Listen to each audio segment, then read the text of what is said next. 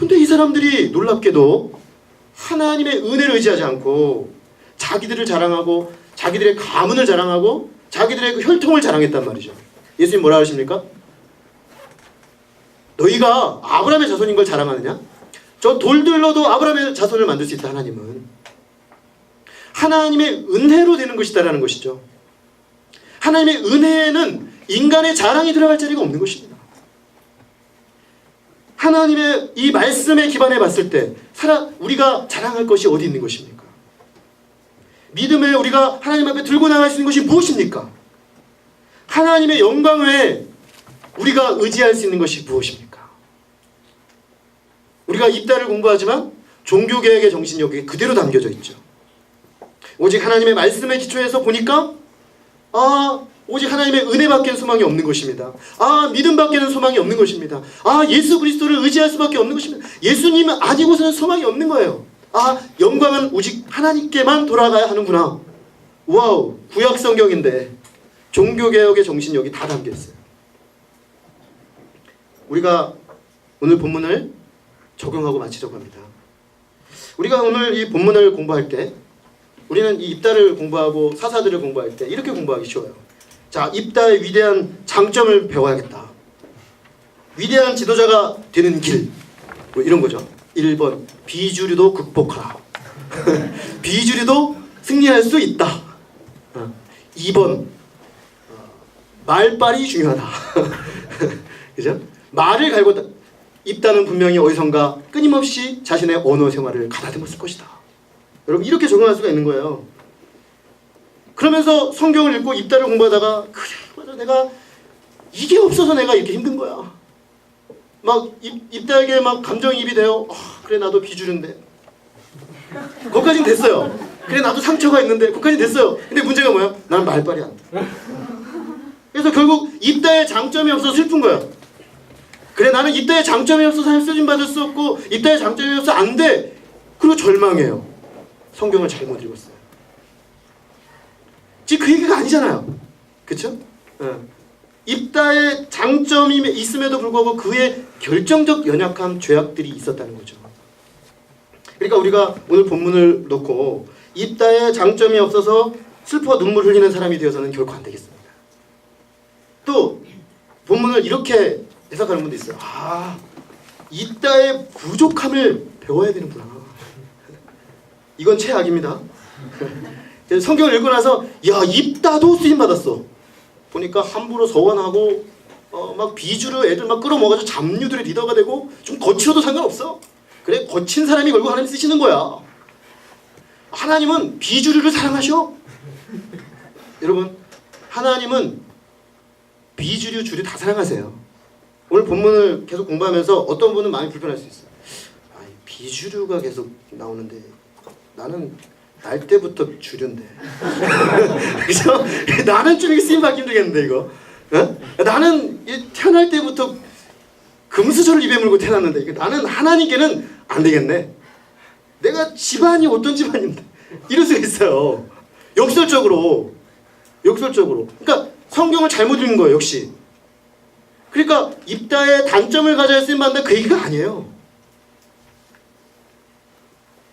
우리가 사실 최선을 다해도 어떤 조건을 다 가졌다고 해도 결국 그것으로는 하나님 앞에 설 수 없습니다. 하나님 앞에 설 수도 없고 그것으로 하나님께 쓰임받는 것도 아닙니다. 그러므로 뭡니까? 그것이 장점이 됐든 약점이 됐든 하나님 앞에 자랑할 것이 없다는 것이죠. 마지막으로 우리의 부족함에도 불구하고 하나님의 구원의 역사가 일어나지 못하는 것은 아니라는 것입니다. 입다는 우리에게 결국 말하고 있는 것입니다. 그 시대가 그렇게 악하고 입다는 그 시대의 산물이에요. 이스라엘이 그쪼록 전반적으로 수준이 낮아진 거예요. 그러니까 지도자의 수준도 같이 낮아지는 것입니다. 우리가 지도자 욕할 거 없습니다. 그 지도자는 국민들이 뽑았습니다. 그 국민들의 수준입니다. 그러니까 지도자 욕할 거 없어요. 지금 이 시대는 입다의 시대는 딱 입다 수준이에요.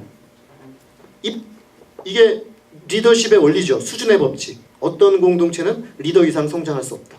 뭐 그런 겁니다. 자, 입다를 보니까 이 시대가 그래요.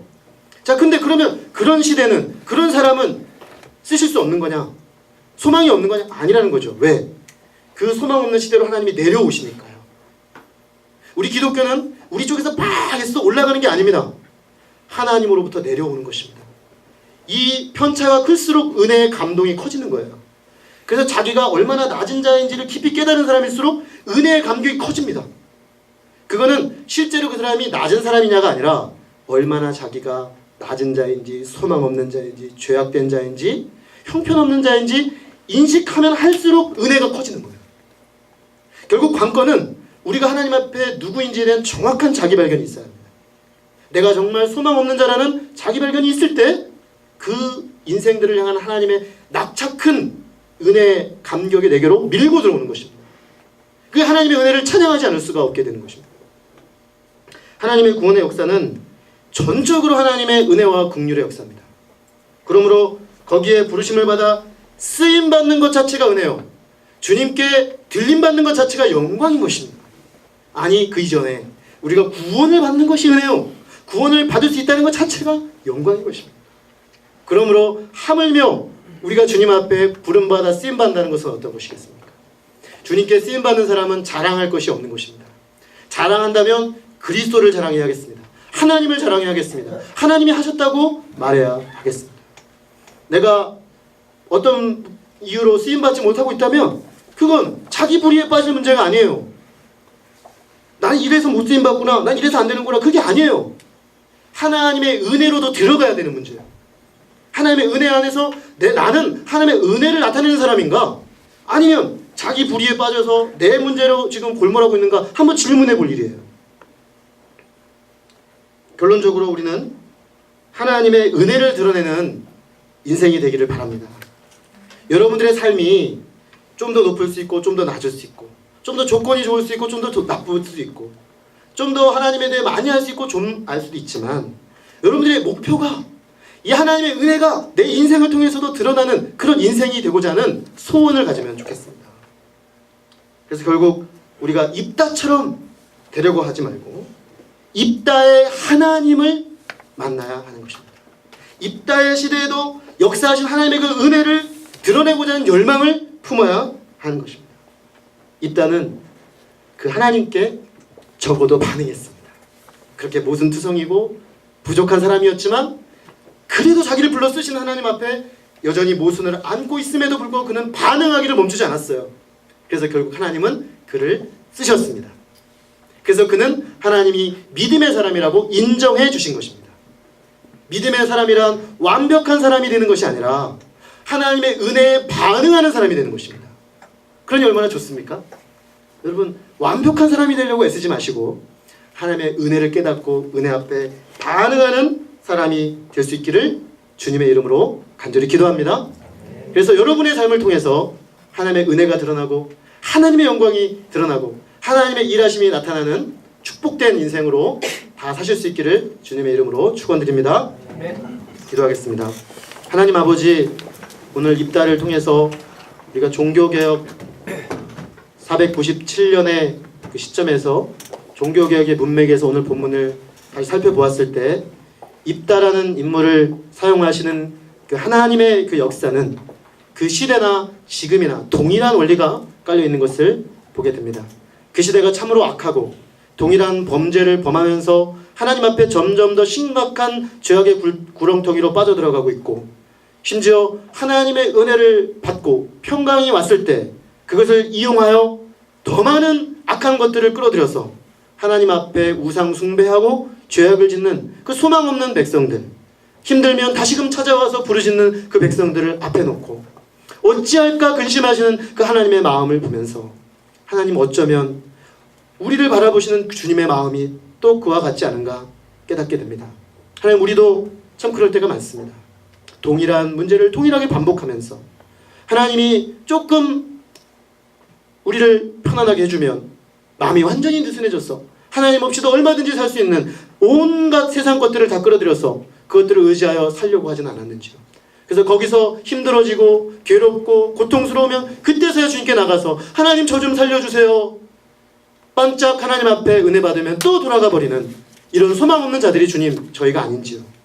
하나님, 그러나 이런 백성들을 끌어안고 아파하시며 근심하시는 그 주님의 마음을 볼 때, 아버지, 그것이 바로 하나님 아버지의 마음이고 하나님이 우리를 향하여 보고 계시는 은혜의 마음인 것을 깨닫습니다.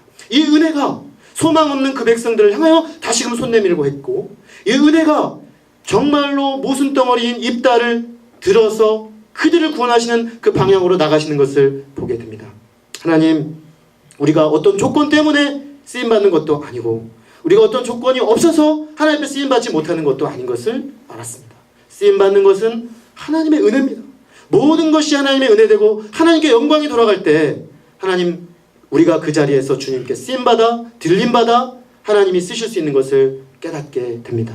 주님 사랑하는 귀한 청년들에게 젊은 날 이 하나님의 은혜가 무엇인지를 알 수 있게 하시고, 이 은혜의 풍성한 강물로 깊이 있게 들어가서 하나님의 은혜의 다스림을 받아 세상을 알지 못하는 평강, 세상을 알지 못하는 하나님의 그 은혜의 부여함 속에서 이 인격적인 하나님의 은혜 앞에 반응하며, 비록 우리가 부족하고 비록 우리가 여전히 불완전하고 여전히 모순덩어리여서 때로는 내 자신도 내가 싫고 내가 밉고 내가 다시 나 자신을 받아들이기가 어렵지만, 이런 나를 받으시는 주님, 이런 나를 위하여 십자가에 피 흘려 죽으신 예수 그리스도의 피 묻은 십자가 복음을 붙잡고 다시금 하나님 앞에 감격하며 나아갈 수 있는 주의 청년들 되게 하옵시기를 간절히 기도합니다. 주님, 그래서 세상 그 무엇으로도 이들의 하나님의 부르심과 은혜를 꺾어뜨릴 수 없는 그 은혜의 강력함을 가지고 이 험악한 세상 믿음과 은혜로 뚫고 나가는 믿음의 사람들 되게 하여 주옵시기를 간절히 기도하고 선합니다.